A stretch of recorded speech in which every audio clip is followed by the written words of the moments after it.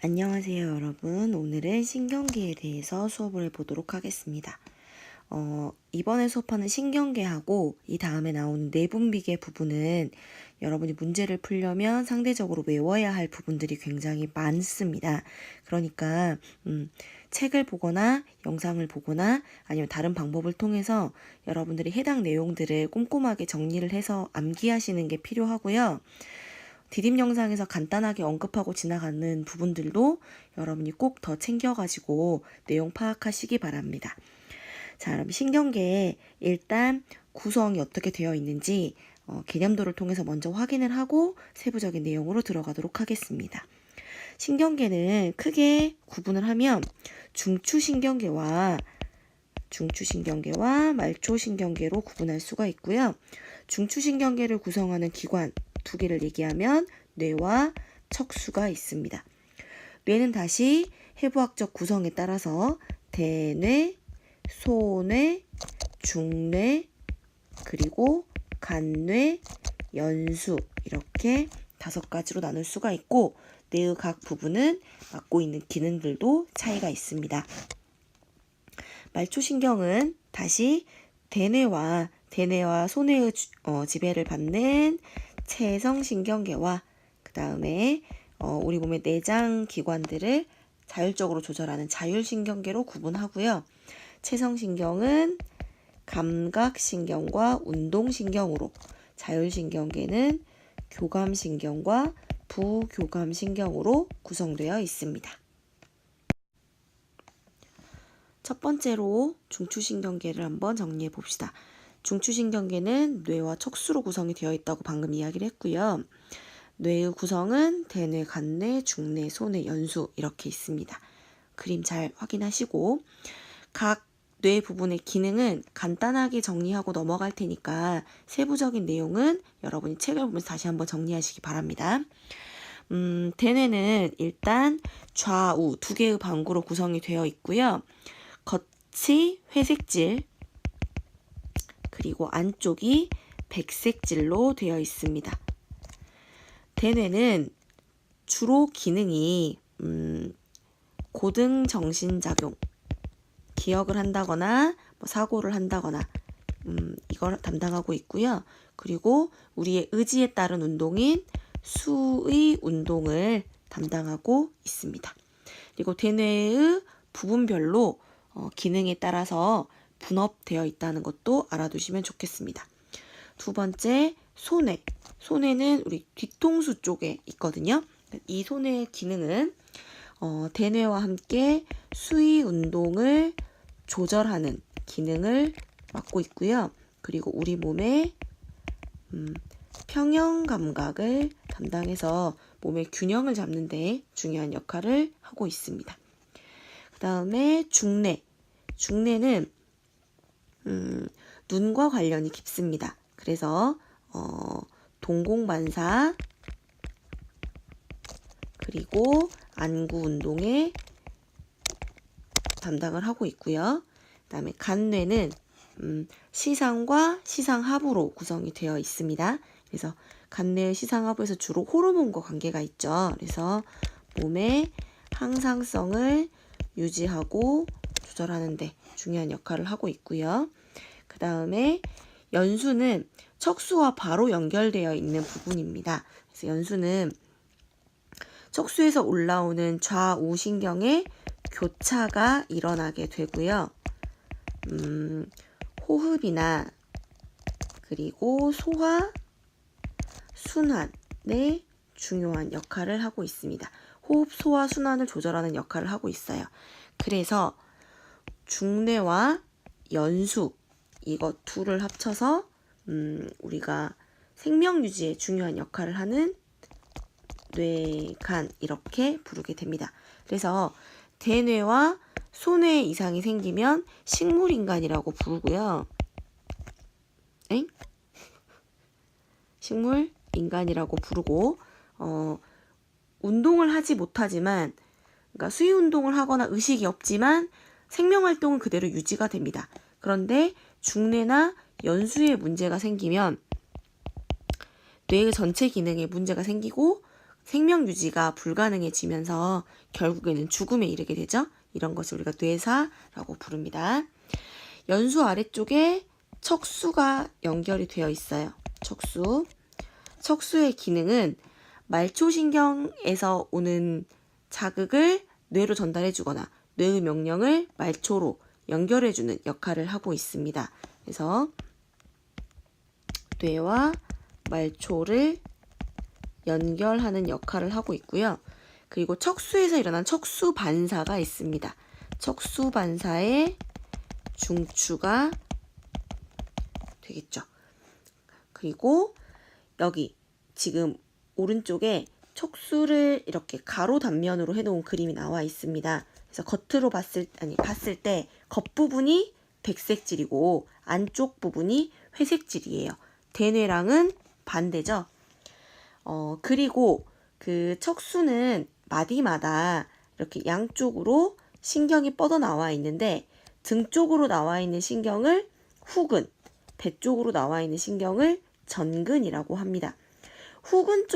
등 쪽에 있는 후근에 있는 신경은 감각신경으로 되어 있고 전근을 구성하는 신경은 운동신경으로 되어 있습니다. 그래서 우리가 손으로 이렇게 물건을 만졌을 때 그 물건의 느낌을 느끼는 감각신경은 등 쪽으로 이렇게 와서 척수를 통해서 뇌로 전달이 되고 그 다음에 손을 움직이는 명령은 뇌에서 척수를 타고 와서 전근을 통해 반응기로 연결이 된다라고 생각하시면 되겠습니다. 이번에는 말초신경입니다. 말초신경은 해부학적으로 구분을 하면 뇌신경과 척수신경으로 구분을 합니다. 뇌에서 뻗어나와 있는 신경이냐, 척수에서 뻗어나와 있는 신경이냐 이렇게 구분하는 거고요. 기능에 따라서 구분을 하면 체성신경과 자율신경으로 구분할 수 있습니다. 체성신경은 감각기관에서 느끼는 감각 자극을 중추신경으로 전달하는 감각신경과 중추신경의 명령을 반응기로 전달하는 운동신경으로 구성이 되어 있고 이 두 개의 신경은 대뇌와 소뇌의 영향을 받습니다. 그래서 수위운동과 관계가 있겠고요. 그리고 체성신경은 감각신경이나 운동신경 둘 다 긴 하나의 뉴런으로 이루어져 있습니다. 자율신경은 교감신경과 부교감신경으로 이루어져 있는데요. 중추는 간뇌이거나 중뇌, 연수, 척수 중에 하나이고 이 중추에서 심장이나 내장기관이나 그리고 분비샘과 연결이 되어 있습니다. 그래서 우리 몸에서 여러 가지 반응을 조절할 때 우리의 의지에 따라 조절되는 것이 아니라 몸의 상태에 따라서 자연적으로 이렇게 알아서 조절이 되는 심장, 내장, 그리고 분비샘과 관련이 있습니다. 이 분비샘은 내 분비샘이기도 하고 외 분비샘일 수도 있고요. 그리고 자율신경은 두 개의 뉴런으로 구성이 되어 있습니다. 그러니까 뉴런과 뉴런 사이가 신경절로 연결이 되어 있겠지요. 밑에 그림이 나와 있는데 체성신경은 이렇게 중추에서 이렇게 연결이 되어서 골격근으로 연결이 되었으니까 이거는 운동신경이 되겠네요.